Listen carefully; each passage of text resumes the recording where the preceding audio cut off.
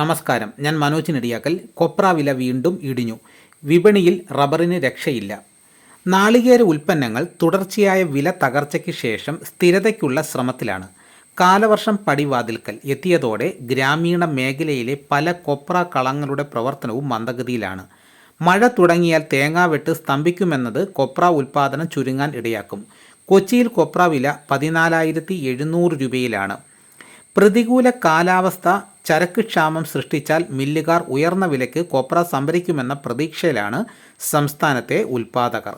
അതേസമയം ഇന്ന് തമിഴ്നാട്ടിൽ കൊപ്ര വില 100 രൂപ കുറഞ്ഞ് 13,500 രൂപയായി. ഉൽപ്പാദന മേഖലയിൽ നടന്ന ഏലക്ക ലേലത്തിന് ഇറങ്ങിയ ചരക്കിൽ ഭൂരിഭാഗവും ഇടപാടുകാർ വാങ്ങി. മൊത്തം 51,998 കിലോഗ്രാം ഏലക്ക ലേലത്തിൽ വന്നതിൽ 48,339 കിലോയും ആഭ്യന്തര വിദേശ ഇടപാടുകാർ ശേഖരിച്ചു. ഉത്തരേന്ത്യയിലെ വൻകിട സ്റ്റോക്കിസ്റ്റുകൾ അവരുടെ കരുതൽ ശേഖരം ഉയർത്തുന്നുണ്ട്. ശരാശരി ഇനങ്ങൾ കിലോ 2,437 രൂപയിലും മികച്ച ഇനങ്ങൾ 3,302 രൂപയിലും കൈമാറ്റം നടന്നു. ഉത്തരേന്ത്യൻ ചെറുകിട വ്യവസായികളിൽ നിന്നുള്ള പിന്തുണ കുറഞ്ഞത് റബ്ബർ വിപണികളിൽ മ്ലാനത പരത്തി. കാലാവസ്ഥ മാറ്റം റബ്ബർ ടാപ്പിങ്ങിന് അനുകൂല സാഹചര്യം ഒരുക്കുമെന്ന് വ്യക്തമായതോടെ ഒരു വിഭാഗം സ്റ്റോക്കിസ്റ്റുകൾ ഷീറ്റ് വിൽപ്പനയ്ക്ക് നീക്കം തുടങ്ങിയത് വിവിധ ഇനം റബ്ബർ വിലയെ ബാധിച്ചു.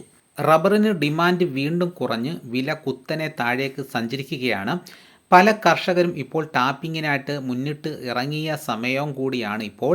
പലരും ഇപ്പോൾ റെയിൻ ഗാർഡിങ്ങും ചെയ്ത് കഴിഞ്ഞു. ഇപ്പോൾ ആൾക്കാർ ചെയ്തുകൊണ്ടിരിക്കുന്നതേ ഉള്ളൂ. അപ്പോൾ ഈ വില കുറഞ്ഞ സമയത്ത് ഇനി റെയിൻ ഗാർഡിങ് വേണോ, ടാപ്പിംഗ് എന്ത് ചെയ്യണം എന്നുള്ള ആലോചനയിലാണ് കർഷകർ.